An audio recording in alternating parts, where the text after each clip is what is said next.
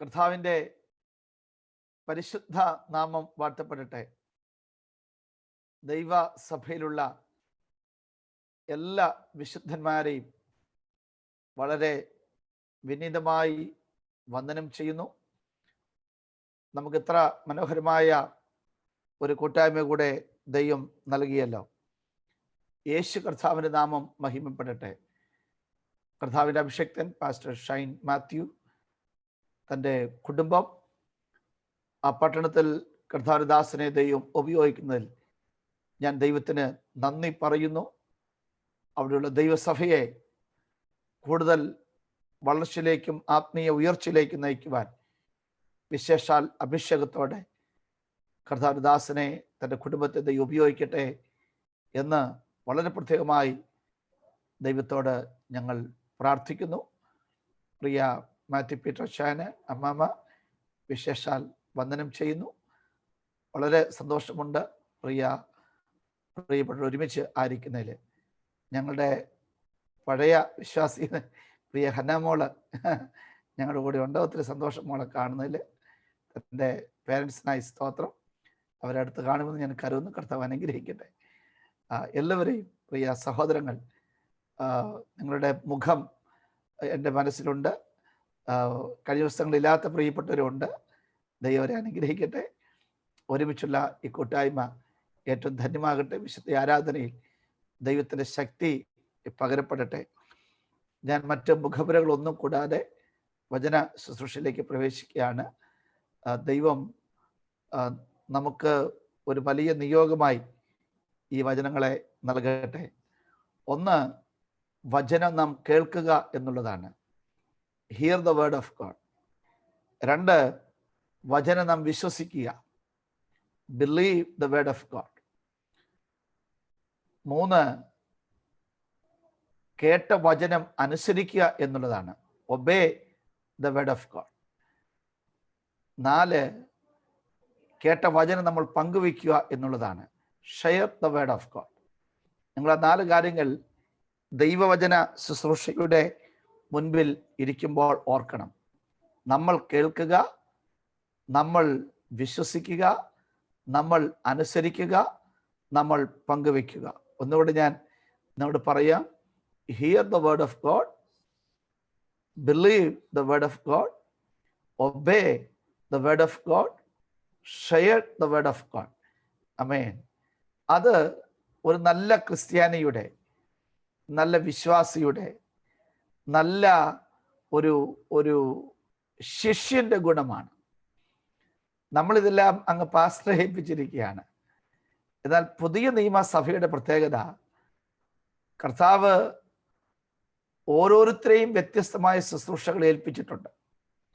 സഭയ്ക്കൊരു ഇടയനുണ്ട്, ഒരു അപ്പോസ്തലനുണ്ട്. ആ ഇടയൻ ആ ദൗത്യം ചെയ്യുന്നു. എന്നാൽ ആ ഇടയന്റെ ലീഡർഷിപ്പിൽ ഓരോരുത്തരും അവരുടെ ഉത്തരവാദിത്തങ്ങൾ ചെയ്യുമ്പോഴാണ് ഒരു സഭയുടെ മനോഹരമായ വളർച്ച, അതിൻ്റെ കൂട്ടായ്മ, അതിൻ്റെ ആനന്ദം ഉണ്ടാകുന്നത്. എവിടെയാണോ ഒരു ഗ്യാപ്പ് ഉള്ളത് അത് ഫില്ല് ചെയ്യാൻ നമ്മൾ തയ്യാറാകണം. മറ്റൊരാൾ വരട്ടെ, അത് ഇന്നയാളുടെ കാര്യമാണ് എന്ന് മാറ്റിവെക്കാനല്ല. ഒരു ഗ്യാപ്പ് ഉണ്ടെങ്കിൽ അവിടെ നാം കയറി അത് ഫില്ല് ചെയ്യുക എന്നുള്ളതാണ്. അങ്ങനെ ദൈവസഭയിൽ ഉണ്ടായിരുന്ന കുറവുകളെ നികത്തിയവരെയൊക്കെ വിശുദ്ധ പൗലോസ് വളരെ പ്രത്യേകമായി പരാമർശിക്കുന്നുണ്ട്. ഏതെങ്കിലും ഒരു കുറവ് വന്നോ, ആ കുറവ് നികത്തിയവരെ വിശുദ്ധ പൗലോസ് തൻ്റെ ലേഖനങ്ങളിൽ പരാമർശിക്കുന്നുണ്ട്. എന്ന് മാത്രമല്ല, അവരുടെ ജീവിത മാതൃകയും നമുക്ക് ഒരു വലിയ വെല്ലുവിളിയാണ്. കർത്താവിൽ പ്രിയരെ, നിങ്ങളിൽ എല്ലാവരും തന്നെ നന്നായി ജോലി ചെയ്യുന്നവരാണ്, അധ്വാനിക്കുന്നവരാണ്, ദീർഘമണിക്കൂറുകൾ ഏതെങ്കിലും ഒരു മേഖലയിൽ ജോലി ചെയ്യുന്നവരാണ്. എന്നാൽ ഇന്നു മുതൽ ജോലി എന്നത് കുറച്ചുകൂടി നന്നായി ചെയ്യുക, പക്ഷെ അത് സെക്കൻഡ് പ്രയോറിറ്റി ആയിരിക്കണം. ഫസ്റ്റ് പ്രയോറിറ്റി എന്ന് പറയുന്നത് കർത്താവിൻ്റെ വേലയ്ക്ക് ചുമൽ കൊടുക്കുക എന്നുള്ളതാണ്. ആമേൻ. യേശുവിൻ്റെ സുവിശേഷത്തിൻ്റെ ഒരു പങ്കാളി ആകുക. വിശുദ്ധ പൗലോസ് ഉപയോഗിക്കുന്ന ഏറ്റവും മനോഹരമായ വാക്കതാണ്, I am a partner for the gospel of Jesus. യേശു കർത്താവിൻ്റെ സുവിശേഷത്തിൻ്റെ ഒരു പാർട്ട്ണറാണ് ഞാൻ. ആമേൻ. നമ്മുടെ ജീവിതത്തിലെ ഏറ്റവും വലിയ ഭാഗ്യം ക്രിസ്തുവായിട്ടുള്ള ഈ പാർട്ട്ണർഷിപ്പാണ്. സുവിശേഷം പങ്കുവയ്ക്കുവാൻ, അതിന് നിന്ന് സഹിക്കുവാൻ, അപമാനം സഹിക്കുവാൻ, എന്താണോ കുറവ് ഉള്ളത് അത് പരിഹരിക്കുവാൻ നമ്മൾ തയ്യാറാകുക. അതുകൊണ്ട് തന്നെ ദൈവവചനം കേൾക്കുമ്പോൾ അത് ശ്രദ്ധിക്കുക, സ്വീകരിക്കുക, കഴിയുമെങ്കിൽ എഴുതി വെക്കണം. എന്താണെന്നറിയാമോ? പെട്ടെന്നൊരു ആവശ്യം വന്നു, ഒരു 10 മിനിറ്റ് വചനം പങ്കുവയ്ക്കണം. നിങ്ങൾ കേട്ട് വിശ്വസിച്ച വചനം കുറച്ചുകൂടി മനോഹരമായി അത് മറ്റുള്ളവർക്ക് പങ്കുവയ്ക്കുവാൻ കഴിയും. ഇത് നമ്മുടെ ഒരു സ്വഭാവമായിരിക്കണം. എഴുതുക, അറിയാവുന്നതാണെങ്കിലും വീണ്ടും എഴുതുക, വിശ്വസിക്കുക, അത് പ്രഖ്യാപിക്കുക. അത് ജീവിതത്തിൽ വലിയൊരു അനുഗ്രഹത്തിന് കാരണമായി തീരട്ടെ. നാം ഈ കഴിഞ്ഞ 2 ദിവസവും പരിശുദ്ധാത്മാവിനെ കുറിച്ചാണ് അപ്പോസ്തല പ്രവർത്തികളിൽ നിന്ന് ധ്യാനിച്ചുകൊണ്ടേ ഇരിക്കുന്നത്. ഞാൻ ആ ചിന്ത തന്നെ തുടരുകയാണ്. കാരണം എൻ്റെ ഈ പ്രാർത്ഥന മുറിയിൽ ഒരു വലിയ നിയോഗം ആ വചനം പങ്കുവയ്ക്കുവാൻ വീണ്ടും എൻ്റെ മേലുണ്ട്. നാം ആദ്യ ദിവസം ചിന്തിച്ചത് ദൈവത്തിൻ്റെ പരിശുദ്ധാത്മാവ് വിശുദ്ധ പൗലോസിനെ തടഞ്ഞു. അപ്പോൾ തന്നെ ദൈവത്തിന്റെ പരിശുദ്ധാത്മാവ് വിശുദ്ധ പൗലോസിനെ അയച്ചു.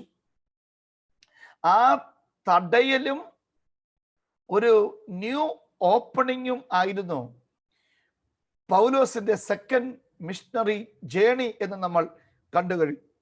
യൂറോപ്പിലേക്ക് സുവിശേഷം വിതറപ്പെടാൻ കാരണം ഏഷ്യ മൈനറിലുള്ള യാത്ര ദൈവത്തിന്റെ ആത്മാവ് തടഞ്ഞിട്ട് യൂറോപ്പിലേക്കുള്ള യാത്ര ദൈവം തുറന്നു. അത് വലിയൊരു മൂവ്മെന്റ് ആയിരുന്നു. നാം കേട്ടതുപോലെ വലിയ ബിസിനസ്സുകാർ കർത്താവിലേക്ക് വന്നു. പേര് പോലും പരാമർശിക്കപ്പെടാത്ത വളരെ സാധാരണക്കാർ കർത്താവിലേക്ക് വന്നു. ഗവൺമെന്റ് ഹൈ ഒഫീഷ്യൽസ് കർത്താവിലേക്ക് വന്നു. ഫിലിപ്പിയിലും തെസ്സലോനിക്കയിലും ബരോവയിലും ഒക്കെ വലിയ ദൈവപ്രവൃത്തി ഉണ്ടായി. ഇതാണ് ആത്മാവിനാൽ നയിക്കപ്പെട്ട അഭിഷേകത്തിലൂടെ ദൈവം എന്താണ് ചെയ്യുന്നതെന്ന് നാം മനസ്സിലാക്കിയത്. കഴിഞ്ഞ ദിവസം നാം ചിന്തിച്ചത് വീണ്ടും അപ്പോസ്തല പ്രവർത്തിയുടെ പുസ്തകത്തിൽ നിന്ന് തന്നെ എഫെസോസിലെ 12 ശിഷ്യന്മാരോടുള്ള പൗലോസിന്റെ ചോദ്യമാണ്, നിങ്ങൾ വിശ്വസിച്ചിട്ട് പരിശുദ്ധാത്മാവ് പ്രാപിച്ചുവോ?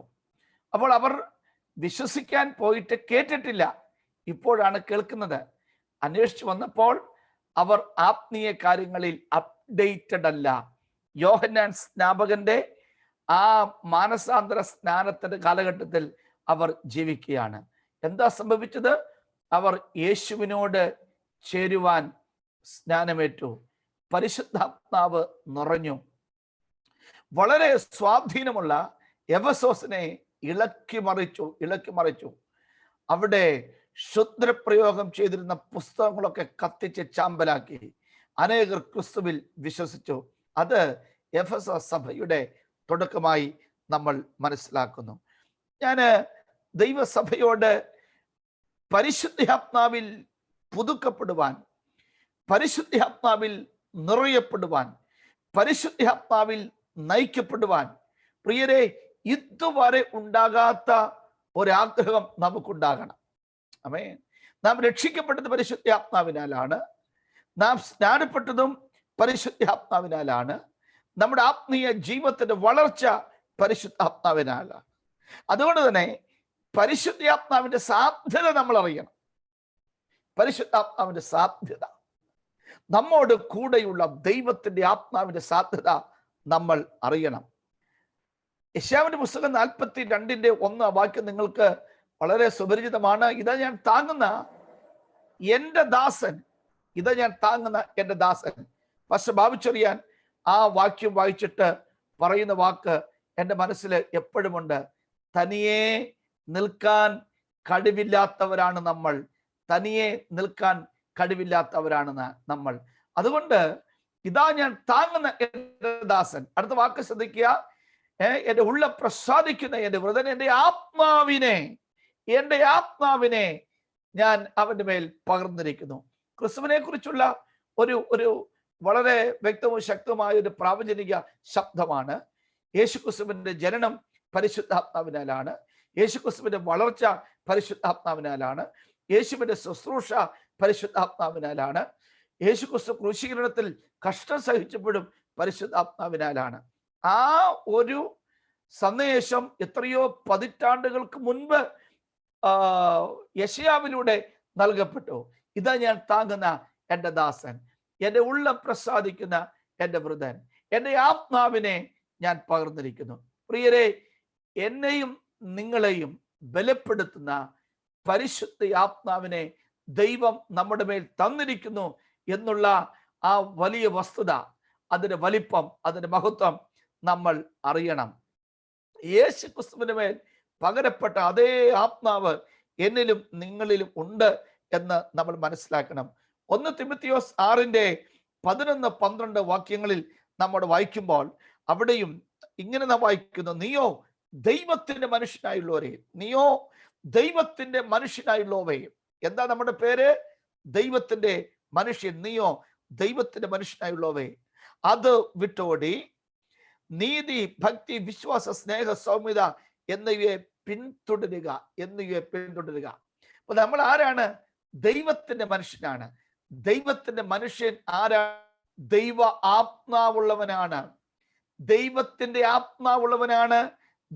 മനുഷ്യൻ.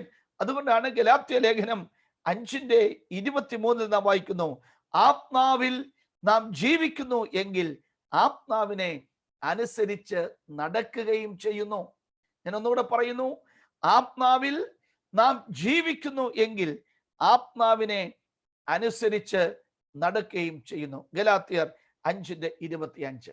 അപ്പോൾ പരിശുദ്ധ ആത്മാവ് നമ്മിലുണ്ട് പ്രിയരെ, പരിശുദ്ധ ആത്മാവ് നമ്മിലുണ്ട്. ആ ആത്മാവിനെ അനുസരിച്ച് നടക്കാൻ നമുക്ക് കഴിയുന്നുണ്ടോ? പരിശുദ്ധ ആത്മാവ് നമ്മെ സത്യത്തിലേക്ക്, നീതിയിലേക്ക് നയിക്കുന്നത് നമുക്ക് അനുഭവിക്കാൻ കഴിയുന്നുണ്ടോ? തിരിച്ചറിയാൻ കഴിയുന്നുണ്ടോ? ഞാൻ അല്പം ഈ എഴുത്ത്, വായന, പുസ്തകം, പേപ്പർ, ഫയല്, പേന, ഇതൊക്കെ എനിക്ക് വളരെ ഇഷ്ടമുള്ള കാര്യങ്ങളാണ്. അപ്പൊ ഞാൻ ഈ മന്ദമരുതി ബദേൽ സെമിനാരിയിൽ കുറെ നാളുകൾ, 10 വർഷത്തോളം അതിന്റെ പ്രിൻസിപ്പലായിട്ട് ഞാൻ വർക്ക് ചെയ്തു, ശുശ്രൂഷ ചെയ്തു. അപ്പോൾ പുതിയ അഡ്മിഷൻ നടക്കുകയാണ്. എനിക്കൊരു 5 ഫയൽ ആവശ്യമാണ്. 5 ഫയല്. ഞാൻ റാന്നിയിൽ ചെന്ന് ആ ഒരു സ്റ്റേഷനക്കാരുടെ ഉടമസ്ഥരോട് പറഞ്ഞു, എനിക്ക് 5 ഫയല് വേണം. അദ്ദേഹം എനിക്ക് 5 ഫയല് കവറിലിട്ട് തന്നു. വലിയൊരു കവറിൽ, പ്ലാസ്റ്റിക് കവറിലിട്ട് തന്നു.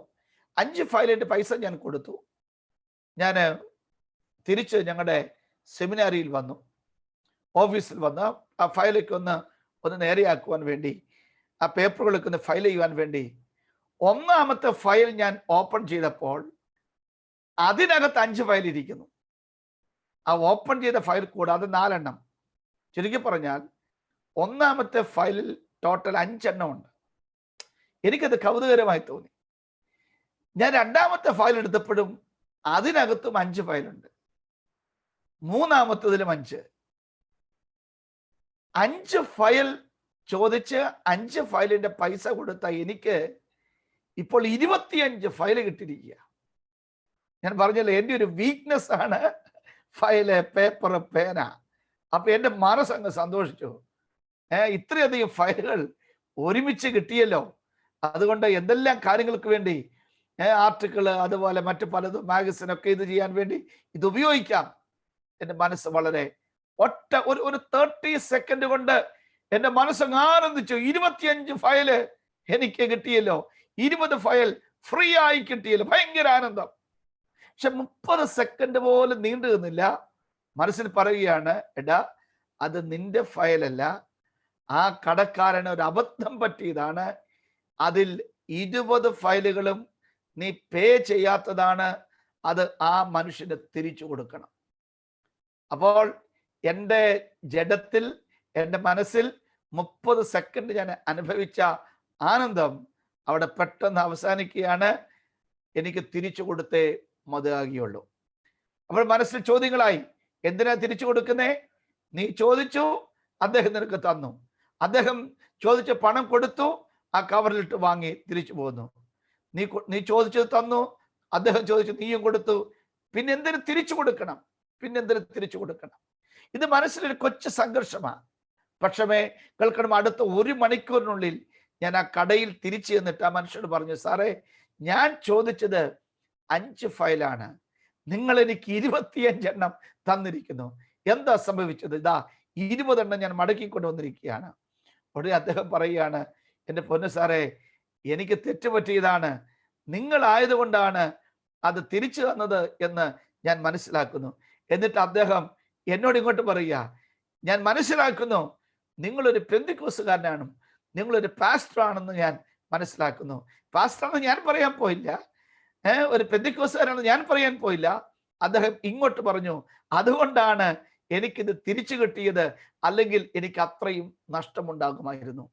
ഈ മനസ്സിലെ ചോദ്യം എന്നെ ഒരു ദൈവത്തിന്റെ മകൻ എന്ന നിലയിൽ, നീ ഇത് തിരിച്ചു കൊടുക്കണം, ഇത് നിന്റേതല്ല, തിരിച്ചു കൊടുക്കണം എന്നത് എനിക്ക് പ്രേരണ നൽകിയത്, എന്നെ ലീഡ് ചെയ്യുന്ന, എന്നെ നയിക്കുന്ന പരിശുദ്ധാത്മാവാണ്. നിങ്ങൾ മനസ്സിലാക്കുന്നുണ്ടോ ഞാൻ പറയുന്നത്?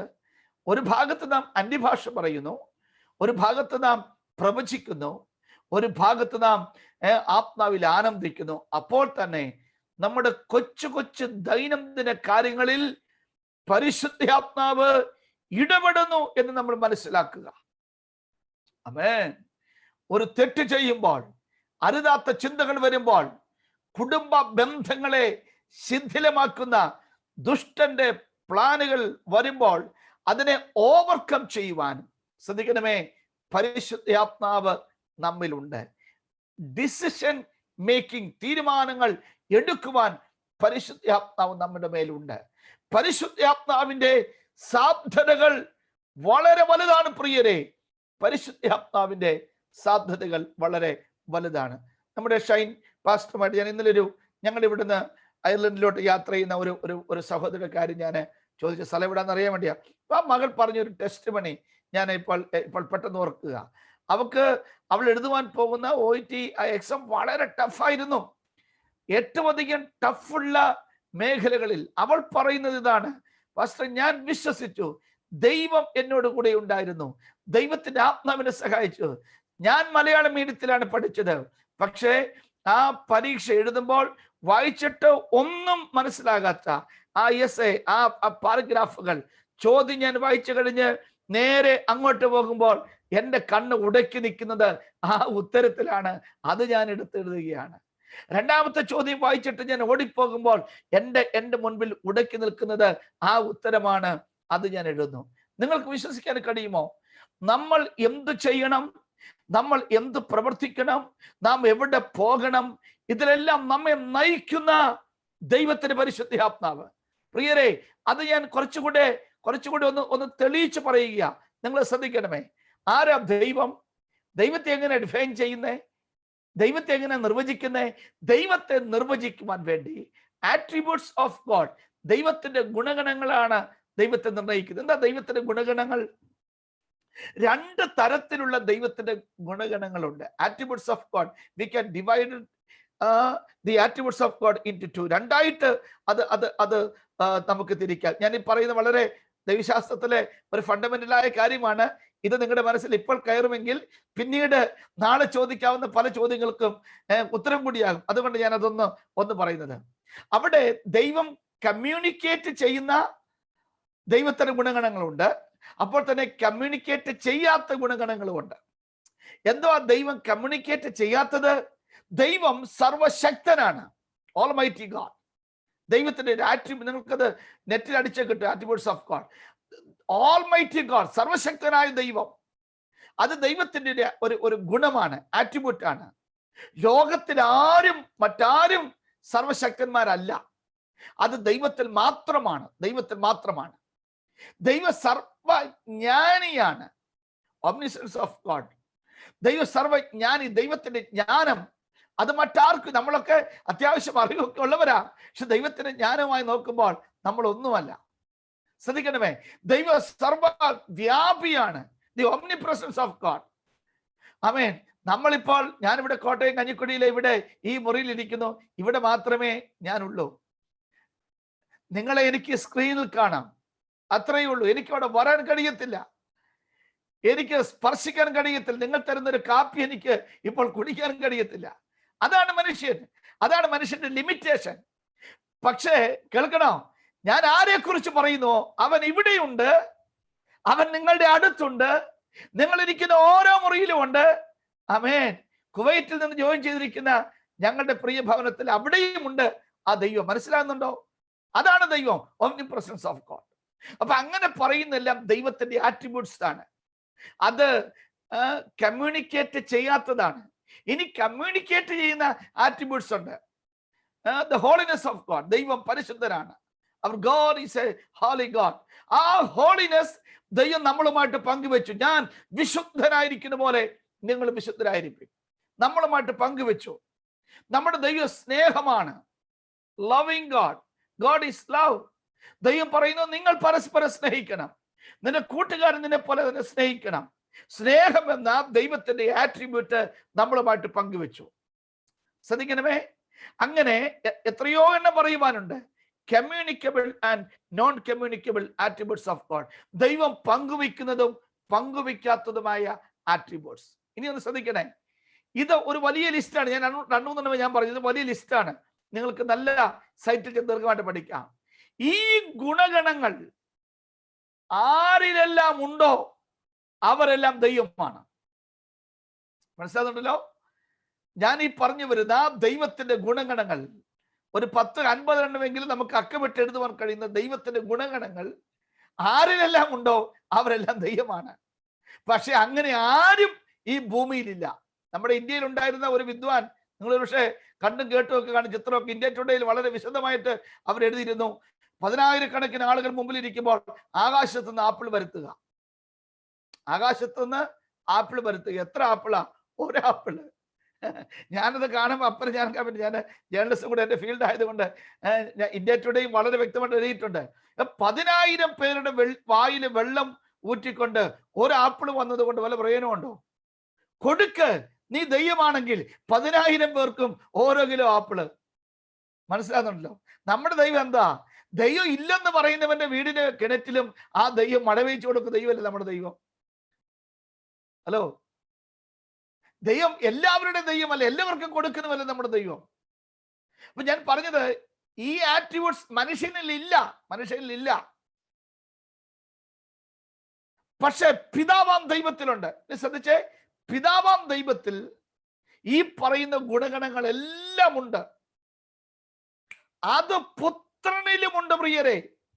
അതുകൊണ്ട് ആ പുത്രനെ നമ്മൾ ദൈവമെന്ന് വിളിക്കുന്നത്.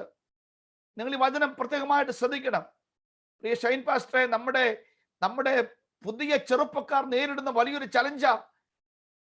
നല്ല ഒന്നാന്തരം മാർത്തോമ കുടുംബത്തിൽ പിറന്ന ഒരു സഹോദരി ഇവിടെ വന്ന് എന്നോട് പറഞ്ഞൊരു കാര്യം. അവര് കൊച്ചിന് വേണ്ടി പ്രാർത്ഥിക്കാൻ ഇവിടെ വന്നതാ. പറഞ്ഞു വന്നപ്പോൾ ഞാൻ പറഞ്ഞു, ഞാൻ പ്രാർത്ഥിക്കുന്നത് യേശുവിന്റെ നാമത്തിലാണ്.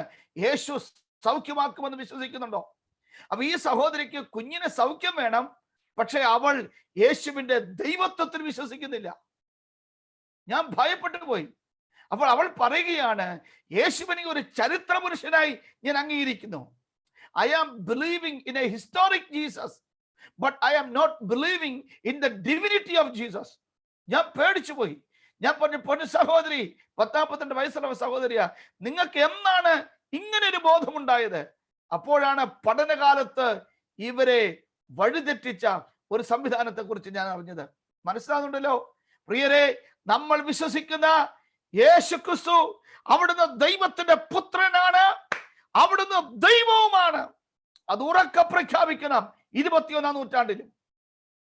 എന്താ കാരണം? ഞാൻ മുമ്പ് പറഞ്ഞ ദൈവം സർവശക്തനാണ്, സർവജ്ഞാനിയാണ്, സർവവ്യാപിയാണ് തുടങ്ങിയ എല്ലാ ഗുണഗണങ്ങളും ആരിലുണ്ട്? പുത്രനിലും ഉണ്ട്. ഇത് ശ്രദ്ധിക്കണേ, അതേ ഗുണഗണങ്ങൾ പിതാവിലുള്ള പുത്രനിലുള്ള അതേ ഗുണഗണങ്ങൾ പരിശുദ്ധാത്മാവിലുണ്ട്. അപ്പോൾ പരിശുദ്ധാത്മാവ് ആരാണ്? ദൈവമാണ്. ആമേൻ. അതുകൊണ്ടാണ് ത്രിയേക ദൈവത്തിൽ നമ്മൾ വിശ്വസിക്കുന്നത്. ഞാൻ ഇതൊന്ന് അടിസ്ഥാനമായി പറയുന്നത് എന്തിനാണെന്നറിയാമോ? ആ പരിശുദ്ധാത്മാവിനെയാ നമ്മളിൽ പകർന്നിരിക്കുന്നേ. ആമേൻ. ആ പരിശുദ്ധാത്മാവ് നമ്മിൽ വസിക്കുന്നു. പരിശുദ്ധാത്മാവിൽ നാം വിലക്ക് വാങ്ങപ്പെട്ടിരിക്കുന്നു. ദൈവം വസിക്കുന്ന മന്ദിരമാണ് നമ്മൾ. ആരാധനാലയമേ അടച്ചിട്ടിട്ടുള്ളൂ. ദൈവം വസിക്കുന്ന ഈ മന്ദിരങ്ങൾ അടച്ചിട്ടിട്ടില്ല പ്രിയരെ. സ്തോത്രം, സ്തോത്രം, സ്തോത്രം, സ്തോത്രം. അപ്പോൾ ഇത്ര വലിയ പവിത്രമായ ദൈവ സാന്നിധ്യം എന്നിലും നിങ്ങളിലും ഉണ്ട് പ്രിയരെ. അതുകൊണ്ട് ആ ജയകരമായ ജീവിതം നമുക്ക് നയിക്കാൻ കഴിയുന്നത്. ഇത് നമ്മൾ തിരിച്ചറിയുന്നില്ല എങ്കിൽ നമ്മുടെ ജീവിതം ഒരു വട്ടപൂജ്യമായി പോകും, നഷ്ടമായി പോകും. അതുകൊണ്ട് ഓർക്കുക, സർവശക്തനായ, സർവവ്യാപിയായ, സർവജ്ഞാനിയായ, ദയ കാണിക്കുന്ന, കൃപ കാണിക്കുന്ന, അത്ഭുതങ്ങൾ ചെയ്യുന്ന ആ ദൈവം, ആ തൃത്വത്തിൽ മൂന്നാമൻ പരിശുദ്ധാത്മാവ് എന്നിലുണ്ട്. ആമേൻ. സ്തോത്രം, സ്തോത്രം, സ്തോത്രം. എത്ര വിശ്വസിക്കുന്നത് ആ പരിശുദ്ധാത്മാവ് എന്റെ മേലുണ്ട്? നിങ്ങൾ തിരിച്ചറിഞ്ഞേ, നിങ്ങൾ തിരിച്ചറിഞ്ഞ ആ ആത്മാവ് എന്റെ മേലുണ്ട്, എന്റെ മേലുണ്ട്. ആ ആത്മാവ് എന്റെ മേലുണ്ട്. അതിന്റെ സാധ്യതകൾ നമ്മുടെ കൂടെ ഉള്ള ആ വ്യക്തിത്വത്തിന്റെ സാധ്യതകൾ നമ്മൾ അറിയണം. ആമേൻ. ആ കൂടെയുള്ള വ്യക്തിത്വത്തിന്റെ സാധ്യതകൾ നമ്മൾ അറിയണം. അവിടെയാണ് വിജയകരമായ ക്രിസ്തീയ ജീവിതം നമ്മൾ നയിക്കുന്നത്. ഞാൻ ഒന്ന് രണ്ട് ഉദാഹരണങ്ങൾ ബൈബിളിൽ നിന്ന് ഹൈലൈറ്റ് ചെയ്ത് ഞാൻ ഓടി അവസാനിപ്പിക്കാം.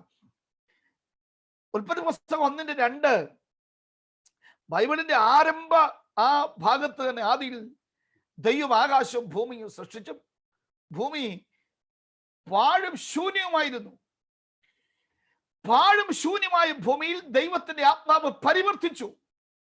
ആമേൻ. ദൈവത്തിന്റെ ആത്മാവ് പരിവർത്തിച്ചു. ദൈവത്തിന്റെ ആത്മാവ് പരിവർത്തിച്ച സ്ഥലത്താണ് ദൈവം പറഞ്ഞു ഉണ്ടാകട്ടെ, ലെറ്റ് ദേർ ബി ലൈറ്റ്. വെളിച്ചമുണ്ടായി. ഉണ്ടാകട്ടെ എന്ന് പറഞ്ഞ ഇടത്ത് ദൈവത്തിന്റെ ആത്മാവ് പരിവർത്തിച്ചുകൊണ്ടിരുന്നു. ആമേൻ. ഞാൻ ആ ദൂത് ഇങ്ങനെ കൈമാറട്ടെ.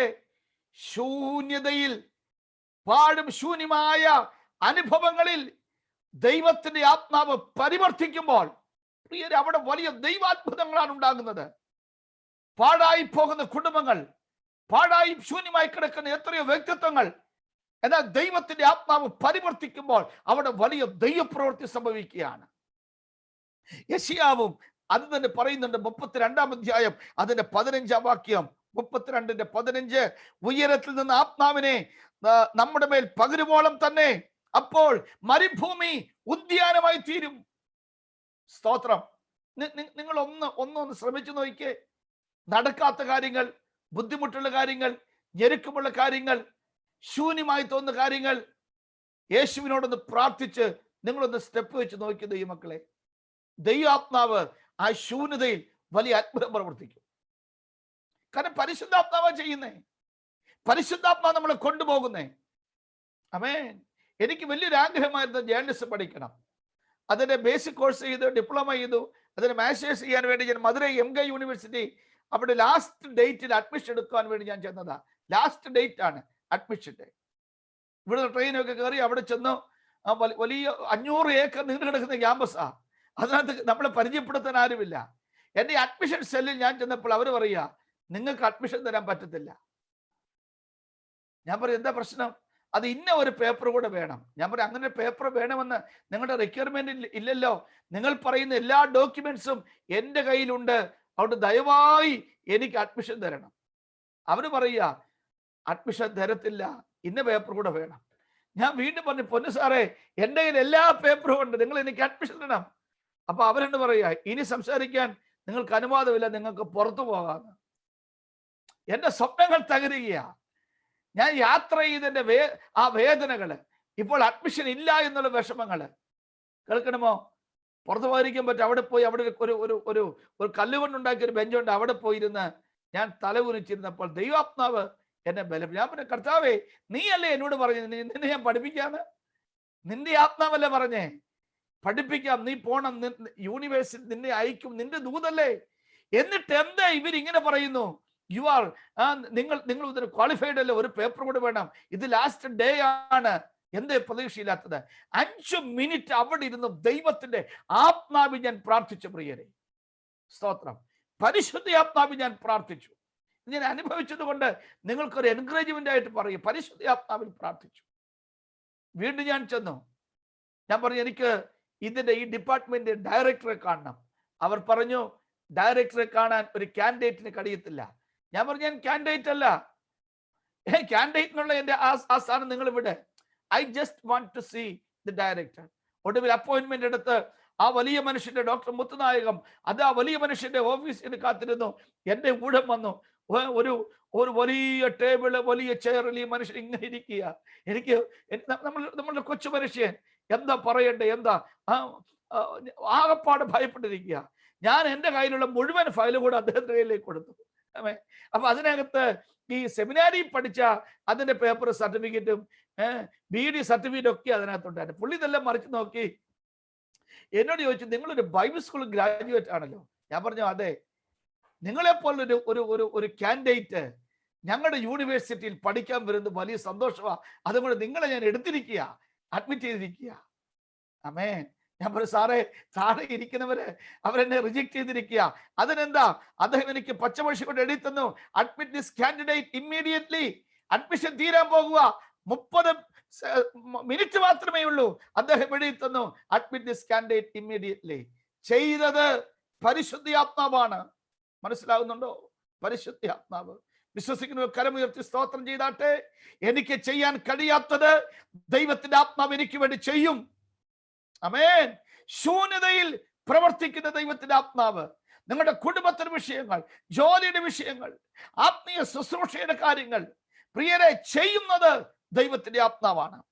അതുകൊണ്ടാണ് ഉൽപ്പത്തി പുസ്തകം 41:38 ഫറവോ രാജാവ് ഭൃത്യന്മാരോട് ജോസഫിനെ കുറിച്ച് പറയുന്ന ഒരു വാക്കുണ്ട്, ദൈവാത്മാവുള്ള ഈ മനുഷ്യനെ പോലെ ഒരുത്തനെ കണ്ടുകിട്ടുമോ? ആമേൻ. ഈജിപ്തിൽ പണ്ഡിതന്മാരില്ലാഞ്ഞിട്ടാണോ? അവിടെ കഴിവ് ഇല്ലാത്തവർ, ശ്രദ്ധിക്കുക, എത്ര മിടുക്കന്മാർ അവിടെ ഉണ്ട്. പക്ഷെ ദൈവാത്മാവുള്ള ഒരുവനേ ഉള്ളൂ. പ്രിയരെ, ഒരു ജാതീയ രാജാവിന് ദൈവാത്മാവുള്ളവനെ തിരിച്ചറിയാൻ കഴിഞ്ഞു. ഞാൻ ഇന്നും അത്ഭുതപ്പെടുക. നമ്മുടെ സഭയ്ക്കകത്ത് ചിലപ്പോൾ നമുക്ക് കഴിയാതെ വരുന്നു. പക്ഷെ ഫറവോ തിരിച്ചറിഞ്ഞു, പ്രിയരെ, ഇവന്റെ മേൽ ദൈവത്തിന്റെ ആത്മാവുണ്ട്, ഇവനെ മന്ത്രിയാക്കിയാൽ മുൻപോട്ട് പോകാം. കർത്താവിൽ പ്രിയരെ, നിങ്ങൾ ജോലി ചെയ്യുന്ന സ്ഥാപനങ്ങളിൽ, നിങ്ങൾ പോകുന്ന ഇടത്ത് നിങ്ങളിൽ വ്യാപരിക്കുന്ന ദൈവാത്മാവിന്റെ ശക്തി കൂടെയുള്ളവർ അറിയണം. പ്രിയരെ, അവർ പ്രാർത്ഥനാ വിഷയങ്ങൾ നമ്മോട് പറയണം. നമ്മൾ അവർക്ക് വേണ്ടി പ്രാർത്ഥിക്കുമ്പോൾ അവർ വിടുതൽ അനുഭവിക്കട്ടെ. അടുത്ത നിമിഷം ചോദിക്കും, എവിടെ നിങ്ങൾ ആരാധനയ്ക്ക് പോകുന്നേ? ആമേൻ. അങ്ങനെ ആത്മാക്കൾ വരുന്നത് എത്ര പേർ വിശ്വസിക്കുന്നു? അവർ അനുഭവിക്കുകയാണ് ഒരു അത്ഭുതം, ഒരു അടയാളം. എന്താ കാരണം? നിങ്ങൾ പ്രാർത്ഥിച്ചു, നിങ്ങൾ പരിചയപ്പെടുത്തി, നിങ്ങളുമായിട്ട് ഒരുമിച്ച് നടന്നപ്പോൾ, യാത്ര ചെയ്തപ്പോൾ ദൈവത്തിന്റെ പരിശുദ്ധാത്മാവിന്റെ സ്പർശനമുണ്ടായി. ഹല്ലേലൂയ. വന്നപ്പോൾ വേദനയോടെയാണ്, സങ്കടത്തോടെയാണ് വന്നത്. ആദ്യത്തെ പാട്ട് തന്നെ അവൻ പരിശുദ്ധാത്മ നിറവിലുള്ള പാട്ട് തന്നെ, പരിശുദ്ധാത്മ നിറവിലുള്ള വചനം തന്നെ രൂപാന്തരപ്പെടുത്തുക. അടുത്ത ആഴ്ച ഇങ്ങോട്ട് വിളിക്കും, എന്നെ കൂടെ കൊണ്ടുപോകണമെന്ന് പറയാൻ. വിശ്വസിക്കുക, ദൈവം അത്ഭുതം ചെയ്യും. സ്തോത്രം, സ്തോത്രം, സ്തോത്രം, സ്തോത്രം. ഇത്രയും പേര് മതി പ്രിയരെ. ഒരുമിച്ച് നിന്നാൽ, ആത്മാവിൽ ഐക്യതയോടെ നിന്നാൽ നിങ്ങളെ ദൈവം എത്ര അധികമായി ഉപയോഗിക്കുമെന്നു എന്ന്, നിങ്ങളുടെ സഭയെ ദൈവം എത്ര അത്ഭുതകരമായി വളർത്തുന്നുവെന്ന്. ഇവിടെ പ്രിയ സഹോദരൻ ജെറമീസ് പ്രാർത്ഥിച്ചതുപോലെ അവിടെ ഭാഷ പ്രശ്നമല്ല. ആമേൻ. അവിടെ ഭാഷ പ്രശ്നമല്ല. ഛത്തീസ്ഗഡിലെ ഒരു ഉൾഗ്രാമത്തിൽ ഗോത്രവർഗക്കാരുടെ ഇടയിൽ ഞാൻ വചനം സംസാരിക്കുന്നു. എനിക്ക് ട്രാൻസ്ലേറ്റർ ഉണ്ട്. ഇംഗ്ലീഷിൽ പറയുന്നു അവരുടെ ലോക്കൽ ലാംഗ്വേജിലേക്ക് ട്രാൻസ്ലേറ്റ് ചെയ്യുക. കുറെ കഴിഞ്ഞപ്പോൾ പരിശുദ്ധാത്മാവിന്റെ വലിയ ശക്തി വിചാരിച്ചപ്പോൾ അവിടുത്തെ ചെറുപ്പക്കാർ പറയുക, ഞങ്ങൾക്ക് ട്രാൻസ്ലേഷൻ വേണ്ട, ഇപ്പൊ പറയുന്ന ഇംഗ്ലീഷൊക്കെ ഞങ്ങൾക്ക് മനസ്സിലാകുന്നുണ്ട്. അവർ പറയുന്നു പരിശുദ്ധാത്മാവ് മനസ്സിലാക്കി തരുന്നു. ആമേൻ. പിന്നെയും പ്രസംഗിച്ച് 40 മിനിറ്റ് ട്രാൻസ്ലേഷൻ ഇല്ലാതെ. വിശ്വസിക്കാമോ? സ്തോത്രം, സ്തോത്രം, സ്തോത്രം, സ്തോത്രം. അതാ പരിശുദ്ധാത്മാവ്. നമുക്ക് ഭാരമുള്ളത്, നമുക്കറിയാൻ കഴിയാത്തത്, അത് ദൈവത്തിന്റെ ആത്മാവ് ചെയ്യുക. ആമേൻ, ആമേൻ. സംഖ്യാപുസ്തകം 11-ാം അധ്യായം നിങ്ങൾ സമയമെടുത്ത് പിന്നീട് വായിക്കണം. അവിടെ മോശയുടെ കൂടെ ഉള്ള 70 പേരിലേക്ക് മോശയുടെ മേൽ കൊടുത്തിരിക്കുന്ന ആത്മാവിനെ എടുത്തു കൊടുക്കുക. എന്താണെന്നറിയാമോ? ഒരുമിച്ച് പ്രവർത്തിക്കാൻ വേണ്ടി. ഞാൻ ഈ പറയുന്ന കാര്യം ഒന്നുകൂടെ ശ്രദ്ധിക്കണമേ. മോശയുടെ മേൽ ദൈവത്തിന്റെ ആത്മാവുണ്ട്. അതുകൊണ്ട് മോശ ദൈവത്തിന്റെ ഹിതം അറിയുകയും ഈ ജനത്തെ നയിക്കുകയും ചെയ്യുന്നത്. ആ ആത്മാവിനെ ഇപ്പോൾ 70 പേർ കൊടുക്കുക. എന്താ ഗുണം എന്നറിയാമോ? ഈ 70 പേരും ഒരേ സ്പിരിറ്റ് ഉള്ളവരായി തീരും. ആമേൻ. 70 പേരും ഒരേ സ്പിരിറ്റ് ആണെങ്കിൽ പിന്നെ അവിടെ കലഹമില്ല പ്രിയരെ, പിന്നെ ഒരുമിച്ച് പോവുമല്ലേ. അപ്പൊ ഈ 70 പേരും ആത്മാവിൽ ഇങ്ങനെ ആരാധിച്ചു, പ്രവചിച്ചു. 2 പേര് കൂടുതൽ പ്രവചിച്ചു. അവർ പ്രവചിച്ച് പാളയത്തിന് അപ്പുറത്ത് എന്ന് തുള്ളിച്ചാടുകയും പ്രവചിച്ചപ്പോൾ കൊച്ചു പയ്യൻ യോശുവ ഓടിച്ചെന്ന് മോശയോട് പറയും, എന്റെ അപ്പച്ച ഇതാണ്ട് ഇവിടെ കിടന്ന് 2 ചെറുപ്പക്കാർ ഭയങ്കര പ്രവചനം ഡാൻസ്, അവരോട് മിണ്ടാതിരിക്കാൻ പറ. നിങ്ങളുടെ ഭാഗം പിന്നീട് വായിക്കണേ. അപ്പൊ മോശ പറയും, എന്റെ യോശുവേ, നീ എന്തുവാടാ ഈ പറയുന്നേ? നീ പറയുന്ന പോലല്ല കാര്യങ്ങള്. ഞാനും ഈ 70 പേരും മാത്രമല്ല, ഇസ്രയേൽ ഗ്രഹം മുഴുവൻ ദൈവാത്മാവ് ഉള്ളവരായിരുന്നെങ്കിൽ കൊള്ളാമായിരുന്നു. മോശ ആഗ്രഹിച്ചു ഇസ്രയേൽ ജനം മുഴുവൻ ദൈവത്തിന്റെ ആത്മാവ് ഉള്ളവരായിരുന്നെങ്കിൽ കൊള്ളാമായിരുന്നു. ആഗ്രഹമാണ്. മോശയുടെ കാലത്ത് നടന്നില്ല. മോശയുടെ ആഗ്രഹം യോവേൽ പ്രവചിച്ചു. ആമേൻ. ഞാൻ ഒന്നുകൂടെ പറയുന്നു, ഇസ്രയേൽ ജനം മുഴുവൻ ദൈവത്തിന്റെ ആത്മാവ് ഉള്ളവരായിരുന്നെങ്കിൽ കൊള്ളാമായിരുന്നു എന്നുള്ള മോശയുടെ ആഗ്രഹം യോവേൽ പ്രവചിച്ചു. എന്താ യോവേൽ പ്രവചിച്ചത്? സകല ജഡത്തിന്റെ മേലും ഞാൻ എൻ്റെ ആത്മാവിനെ പകരും. യോവേൽ പ്രവചിച്ചതാണ് അപ്പോസ്തല പ്രവൃത്തി 2-ാം അധ്യായം. എല്ലാവരുടെ മേലും ദൈവത്തിന്റെ ആത്മാവ്. ആമേൻ. ഇനി എന്നോട് ഒന്നുകൂടെ ആ ഭാഗം ഒന്ന് ശ്രദ്ധിച്ചേ. ഭാര്യയിലും ഭർത്താവിലും ഒരേ ദൈവത്തിന്റെ ആത്മാവാണെങ്കിൽ പിന്നെ അവിടെ വഴക്കില്ല പ്രിയരെ. മനസ്സിലാകുന്നുണ്ടോ? പിന്നെ അവിടെ കലഹമില്ല. അതേ ദൈവത്തിന്റെ ആത്മാവുള്ള കുഞ്ഞുങ്ങൾ വരട്ടെ, ആ വീട്ടിൽ പ്രശ്നമില്ല. ആമേൻ. ഒരേ ആത്മാവുള്ളവർ ദൈവസഭയിൽ വരട്ടെ, ഭിന്നാഭിപ്രായം ഇല്ല. അഭിപ്രായങ്ങൾ പലത് വരാം, പക്ഷെ അതിന്റെ പേരിൽ കലഹമില്ല. എന്താ കാരണം? ഒരേ ആത്മാവാ. ആമേൻ. സ്വന്തം പ്രാർത്ഥിക്കുക, കർത്താവേ, എൻ്റെ ജീവിതത്തിൽ, എൻ്റെ കുടുംബത്തിൽ, എൻ്റെ സഭയിൽ അതേ പരിശുദ്ധാത്മാവ് തന്നെ, അതേ പരിശുദ്ധാത്മാവ് തന്നെ. അതിന് നിറവ് ഉണ്ടാകട്ടെ പ്രിയ. നമുക്ക് ഒരുമിച്ചൊന്ന് പ്രാർത്ഥിക്കാം, അതിന് വലിയ ഒരു നിറവ് ഉണ്ടാകട്ടെ. ഞാൻ വേഗം നിർത്തണമല്ലോ. ഈ മോശ ആഗ്രഹിച്ചു എന്ന് പറയുന്ന ആ ഭാഗമാണ് യോവേൽ പ്രവചിച്ചത്. സകല ജഡത്തിനു മേലും ദൈവത്തിന്റെ ആത്മാവിനെ അയക്കുകയാണ്. അത് തന്നെയാണ് യെഹെസ്കേലിൽ നാം കാണുന്നത്. 47-ന്റെ 1 മുതൽ 8 വരെ നാം പാടാറില്ലേ? മുട്ടോളമല്ല, അറിയോളമല്ല, നീന്തിയിട്ടല്ലാതെ കടപ്പാൻ കഴിയാത്ത ഒരു അനുഭവം. എന്നിട്ട് അതേ വചനത്തോട് ചേർന്ന് തന്നെ യോഹന്നാൻ 7:37 മുതൽ യേശു പറയുകയാണ്, എന്നിൽ വിശ്വസിക്കുന്നവന്റെ ഉള്ളിൽ നിന്ന് തിരുവെഴുത്ത് പറയുന്നത് പോലെ ജീവ ജലത്തിന്റെ നദികൾ ഒഴുകും. എന്നിൽ വിശ്വസിക്കുന്നവന്റെ ഉള്ളിൽ നിന്ന് ജീവജലത്തിന്റെ നദികൾ ഒഴുകും. ആമേൻ. ഒഴുകണമെങ്കിൽ അകത്തേക്കൊരു പ്രവാഹം ഉണ്ടാകണം. ഹല്ലേലൂയ. എന്താ പരിശുദ്ധാത്മ നിറവ്? അകത്തേക്ക് ഇത് വന്നു. അകത്തേക്ക് ഇത് വന്നപ്പോൾ ഒഴുകാൻ തുടങ്ങി പ്രിയരെ, ഒഴുകാൻ തുടങ്ങി. അതുകൊണ്ടാ ചിലര് കവിണ് വീണെന്നിരിക്കും, ചിലര് കരഞ്ഞെന്നിരിക്കും, ചിലർ നൃത്തം ചെയ്തെന്നിരിക്കും, ചിലർ കൈ അടിച്ചെന്നിരിക്കും. എന്താ കാരണം? അകത്തേക്ക് ഒരു വലിയ നിറമുണ്ടായി, നിറം ഒഴുകാൻ തുടങ്ങിയെന്നേ. സ്തോത്രം, സ്തോത്രം. അത് പ്രാപിക്കുന്നതിന്റെ അടിസ്ഥാനത്തിലാണ് പുറത്തേക്ക് ഒഴുകുന്നത്. സ്തോത്രം. കർത്താവിൽ പ്രിയരെ, ദൈവം നിങ്ങൾക്ക് തന്നിരിക്കുന്ന കൊച്ചു ഭവനത്തില് അവിടെ ഒരു കസാരയിലോ ഒരു പായിലോ ഒക്കെ ഇരുന്ന് അല്പനിമിഷങ്ങൾ ദൈവത്തെ ആരാധിച്ച്, ആ പരിശുദ്ധ ആത്മാവിൽ നിറഞ്ഞ് അന്യഭാഷയിൽ ആരാധിച്ച് കർത്താവിനെ മഹിമപ്പെടുത്തി ആ ദൈവിക കൃപ പങ്കിട്ട് ദൈവത്തിന്റെ ഭവനമായി, ദൈവത്തിന്റെ നിറവുള്ള ഭക്തൻ പാടുന്നത് പോലെ 23-ാം സങ്കീർത്തനത്തിൽ, മൈ കപ്പ് ഓവർഫ്ലോസ്, എന്റെ പാനപാത്രമോ അത് നിറഞ്ഞു കവിയുന്നു, നിറഞ്ഞു കവിയുന്നു. ആമേൻ.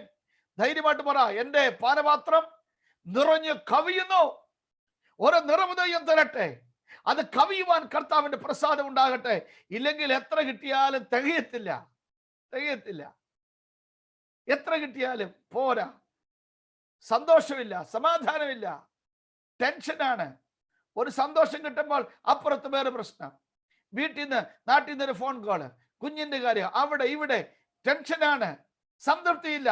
എന്നാൽ പ്രിയരെ, നമ്മുടെ പാനപാത്രം നിറഞ്ഞു കവിയുമ്പോൾ, ആ നിറഞ്ഞു കവിയുന്ന പാനപാത്രത്തിന്റെ ആ പരിശുദ്ധാത്മ ശക്തിയുടെ, ആ പരിശുദ്ധാത്മ അഭിഷേകത്തിന്റെ കൃപയുടെ അളവ് എവിടെല്ലാം ചെല്ലുമോ അവിടൊക്കെ അത് നിയന്ത്രിക്കും. ആമേൻ. നിങ്ങൾക്ക് സമയം ലഭ്യമാകുമ്പോൾ യേശു പരിശുദ്ധാത്മാവിനെ കുറിച്ച് പഠിപ്പിച്ച കാര്യങ്ങൾ യോഹന്നാന്റെ സുവിശേഷം 14-ാം അധ്യായം, അതുപോലെ 16-ാം അധ്യായം, സമയം കിട്ടുമ്പോൾ നിങ്ങൾ തനിയെ ഒന്ന് വായിക്കുക. 14-16 ഒറ്റവാക്കി ഞാൻ പറഞ്ഞ് ആ ഭാഗം അവസാനിപ്പിക്കുകയാണ്. യേശു എന്താ പറയുന്നത്? 14:26 പരിശുദ്ധാത്മാവ്, ഹോളി സ്പിരിറ്റ്, ഞാൻ വാക്ക് മാത്രമേ പറയുന്നുള്ളൂ. 14:26 തന്നെ ഉപദേശിക്കുന്ന ആത്മാവ്, കൗൺസിലർ, കൗൺസിലർ. 16-ാം വാക്യത്തിൽ കാര്യസ്ഥനായ ആത്മാവ്, മറ്റൊരു കാര്യസ്ഥൻ, അനദർ ഹെൽപ്പർ. വീണ്ടും ആശ്വാസപ്രദൻ, പാരാക്ലീറ്റെ, സത്യത്തിന്റെ ആത്മാവ്. 17-ാം വാക്യം കൂടെ വസിക്കുന്ന ആത്മാവ്. 14:26 ഓർമ്മപ്പെടുത്തുന്നവൻ. 16:8 ബോധപരുത്തുന്ന ആത്മാവ്.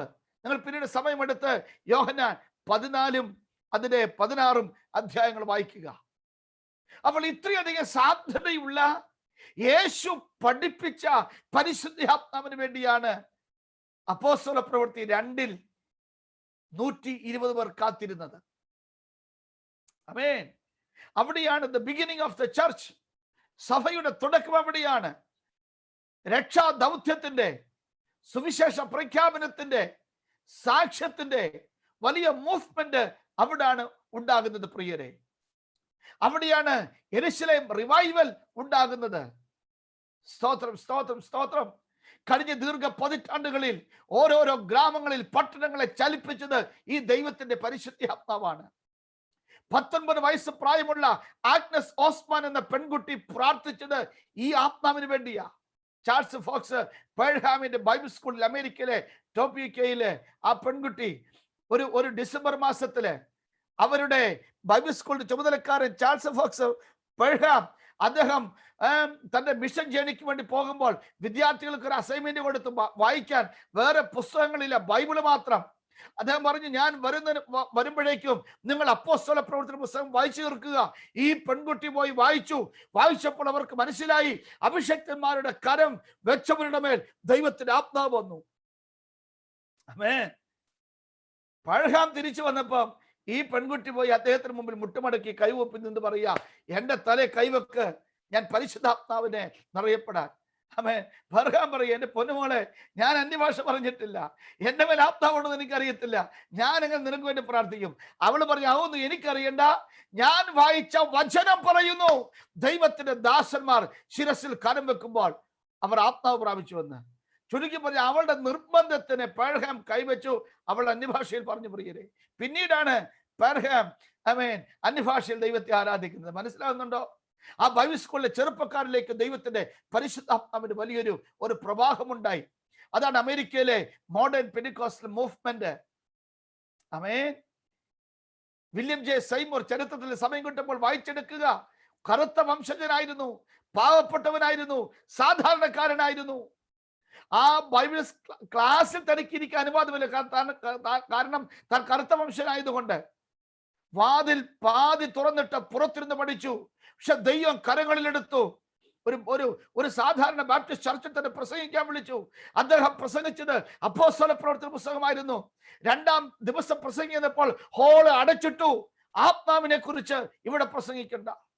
ആമേൻ. ഒരു സാധു സ്ത്രീ പറഞ്ഞു, ദൈവദാസനെ എന്റെ വീട്ടിൽ വാ, എന്റെ വീട്ടിൽ വന്ന് പ്രാർത്ഥിപ്പാൻ. കരഞ്ഞുകൊണ്ട് ഈ കറുത്ത മുത്ത് വില്യം ജെ സൈമൂർ എന്ന കറുത്ത വംശജൻ ആ സഹോദരന്റെ വീട്ടിൽ പ്രാർത്ഥന ആരംഭിച്ചു. അവരും അവരുടെ ഭർത്താവും ആത്മാവിൽ അവൻ ദൈവത്തെ ആരാധിച്ചു. അന്യഭാഷ അടയാളത്തോടു കൂടി 10 പേരായി, 20 പേരെ, 40 പേരായി ആളുകൾ തിങ്ങിക്കൂടിയ ചെറിയ വീട് നിറഞ്ഞു. അപ്പോൾ മറ്റൊരു സഹോദരി പറഞ്ഞു, എന്റെ വീട്ടിൽ 200 പേർക്ക് ഇരിക്കാം. അവിടേക്ക് യോഗങ്ങൾ മാറ്റി. അവർ പരിശുദ്ധാത്മ നിറവ് പ്രാപിച്ചു. രോഗികൾ സൗഖ്യമാക്കി. 200 കവിഞ്ഞു, 500 സ്ഥലം പോരാ. ആരോ പറഞ്ഞു, ഇവിടെ ഒരു സ്ട്രീറ്റ് ഉണ്ട്, 312 അസൂസ സ്ട്രീറ്റ്. യോഗങ്ങൾ അവിടേക്ക് മാറ്റി. അതാണ് ലോക ചരിത്രത്തിൽ അറിയപ്പെടുന്ന അസൂസ റിവൈവൽ. ആമേൻ. ഞാനിത് പറയുന്നത് ഞാൻ ചോദിച്ചാൽ, അസൂസ ഉണർവിൽ പരിശുദ്ധാത്മ നിറവ് പ്രാപിച്ചവർ ഇന്ത്യയിലെത്തി യേശുവിനെ പ്രസംഗിക്കാൻ.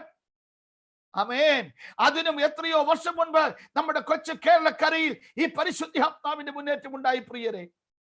ആമേൻ. മുക്തി മിഷനിലെ ദൈവത്തിന്റെ ആത്മാവ് ഇറങ്ങി വന്നു. മനസ്സിലാകുന്നുണ്ടോ ഞാൻ പറഞ്ഞു വരുന്നത്? നിങ്ങൾ താമസിക്കുന്ന ആ രാജ്യത്ത്, ആ ദേശത്ത് ആത്മാവിന്റെ ദൗത്യത്തിന് വേണ്ടി നിങ്ങളെ ദൈവം ഉപയോഗിക്കുവാൻ ആ പരിശുദ്ധാത്മ നിറവും അഭിഷേകവും ദൈവം തന്നിട്ടുണ്ട്. തിരിച്ചറിയുക. ആമേൻ. അന്യഭാഷ അടയാളത്തോടു കൂടി ഇതുവരെ ദൈവത്തെ ആരാധിച്ചിട്ടില്ലെങ്കിൽ നിങ്ങളുടെ പ്രാർത്ഥന മുറിയിൽ പ്രാർത്ഥിക്കുക. ദൈവം നിറയ്ക്കും, ദൈവം നിറയ്ക്കും. ആമേൻ. ദർശനങ്ങളെ ദൈവം തരും, പ്രവാചക ശബ്ദങ്ങളെ ദൈവം തരും. നിങ്ങൾ പ്രാർത്ഥിക്കേണ്ട കുടുംബങ്ങളെ ദൈവം നിങ്ങൾക്ക് കാണിച്ചു തരും. നിങ്ങൾ കരനീട്ടി പ്രാർത്ഥിക്കുമ്പോൾ രോഗികൾ സൗഖ്യമാകും. ആമേൻ, ആമേൻ, ആമേൻ. പരിശുദ്ധാത്മാവിനാൽ നിറയപ്പെടുക, പരിശുദ്ധാത്മാവിനാൽ പുതുക്കപ്പെടുക, പരിശുദ്ധാത്മാവിനാൽ ശക്തീകരിക്കപ്പെടുക. ആമേൻ. എത്ര പേർക്ക് ഒരു ആഗ്രഹമുണ്ട്? എത്ര പേർക്ക് ഒരു ഹൃദയത്തിൽ ഒരു അഭിവാഞ്ചിയുണ്ട്? നമ്മുടെ ജീവിതത്തെ മാറ്റിമറിക്കുന്ന ഒരു അഭിഷേകം. ആമേൻ. അനോയിന്റിങ്, നമ്മൾ ഉപയോഗിക്കുന്ന വാക്ക് അഭിഷേകം എന്ന വാക്കിന്റെ ഇംഗ്ലീഷ് അനോയിന്റിങ് ആണ്. എന്തോ അനോയിന്റിങ്? അനോയിന്റിങ് അതോറിറ്റിയാണ്. അതോറിറ്റി, അത് അധികാരമാണ്. അഭിഷേകം ഉള്ളവന്റെ മേൽ ഒരു അധികാരമുണ്ട്. ആമേൻ. യേശുവിന്റെ നാമത്തിൽ കരം നീട്ടി പ്രാർത്ഥിക്കുമ്പോൾ ആ അധികാരം വെളിപ്പെടുക. ആമേൻ. മ്യാൻമാറിന് വേണ്ടി പ്രാർത്ഥിച്ചല്ലേ? ആത്മനിറവിൽ പ്രാർത്ഥിക്കുമ്പോൾ ആ രാജ്യത്തിന്റെ വിധി, ദേശത്തിന്റെ വിധി ദൈവം മാറ്റും. കുടുംബങ്ങളുടെ വിധി ദൈവം മാറ്റും. ഈ ദിവസങ്ങളിൽ ഉപവാസ പ്രാർത്ഥനയില് ആമേൻ, ഉപവാസത്തോടും അല്ലാതെയും ഇരിക്കുന്ന പ്രാർത്ഥിക്കുന്ന ദൈവജനത്തോട് പരിശുദ്ധാത്മ നിയോഗത്തോടു കൂടി ഞാൻ പറയട്ടെ, ആത്മാവിനാൽ നിറഞ്ഞ ഒരു ജീവിതം, പുതുക്കപ്പെടുന്ന ഒരു ജീവിതം. സ്തോത്രം, സ്തോത്രം, സ്തോത്രം. ഞാൻ സത്യത്തിൽ ഈ 3 ദിവസവും നിങ്ങളോട് സംസാരിക്കുവാൻ എന്റെ ഹൃദയത്തിൽ വേറെ ചിന്തയുണ്ടായിരുന്നു. എന്നാൽ ദൈവാത്മാവിനോട് പറഞ്ഞു പരിശുദ്ധാത്മാവിനെ കുറിച്ച് പങ്കുവയ്ക്കുവാൻ. ആമേൻ. അത് ഞാൻ പങ്കുവയ്ക്കുകയാണ്. നിങ്ങൾ ചിലരെ ദൈവം നിറച്ചിരിക്കുകയാണ്. അത് നിങ്ങൾക്ക് അനുഭവിക്കാൻ കഴിയണം. ഒറ്റയ്ക്കിരുന്ന് പ്രാർത്ഥിക്കാൻ കഴിയണം. നിങ്ങളുടെ മുറിയിൽ ആ ദൈവത്തിന്റെ അഭിഷേകം ഉണ്ടാകട്ടെ. ചാൾസ് ഫിന്നി താനൊരു വാഹന മൃഗത്തിൽ യാത്ര ചെയ്യുമ്പോഴാണ് ആത്മാവിന്റെ സ്പർശനം ഉണ്ടായത്, പാപബോധം ഉണ്ടായത്. ആ കുതിരയെ താൻ അവിടെ നിർത്തി ഒരു കുറ്റിക്കാട്ടിലോട്ട് കയറിപ്പോയി അവിടെ ഇരുന്ന് കരയാൻ തുടങ്ങി. ആത്മനിയോഗത്തോടെ താൻ അന്യഭാഷയെ സംസാരിക്കാൻ തുടങ്ങി. കേൾക്കണമോ? ആ ചാൾസ് ഫിന്നി പ്രസംഗിക്കുവാൻ പോകുമ്പോൾ 1-2 കിലോമീറ്റർ ദൂരെയുള്ള തൊഴിലാളികൾ അവരുടെ മേൽ ദൈവത്തിന്റെ ശക്തി വ്യാപരിച്ചു. അവർ വലിക്കുന്ന സിഗരറ്റ് ആ കുറ്റികളൊക്കെ അവർ വലിച്ചെറിഞ്ഞിട്ട് അയ്യോ ഞങ്ങളോട് ക്ഷമിക്കണമേ എന്ന് പറഞ്ഞുകൊണ്ട് കൺവെൻഷൻ ഗ്രൗണ്ടിലേക്ക് വരികയാണ്. അതാണ് റിവൈവൽ ചരിത്രം. നമ്മൾ ഒരുമിച്ച് പ്രാർത്ഥിച്ചാൽ അതിന്റെ അടയാളങ്ങൾ നമ്മുടെ തലമുറയിൽ അനുഭവിക്കുവാൻ കഴിയും. നമുക്ക് പ്രാർത്ഥിക്കാം. എത്ര പേർ ആഗ്രഹമുണ്ട്? എത്ര പേർക്കുള്ളിന്റെ ഉള്ളിൽ ആഗ്രഹമുണ്ട്? കർത്താവേ, ആത്മാവിന്റെ ഒരു പുതിയ നിറവ് എനിക്ക് തരണമേ. ഈ അഭിഷേകം പോരെ കർത്താവ്, ഈ നിറവ് പോരപ്പ.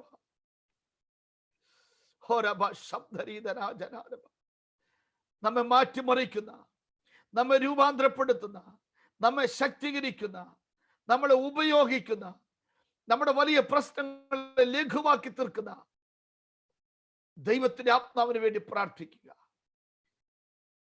ആമേൻ. ഞാൻ വീണ്ടും പറയുന്നു, ഒരു പ്രസംഗം കേട്ട് അവസാനിക്കുവാനല്ല. നിങ്ങളുടെ ഭവനത്തിൽ ഒറ്റയ്ക്കിരുന്ന് പ്രാർത്ഥിക്കണം, കുടുംബമായിരുന്നു പ്രാർത്ഥിക്കണം.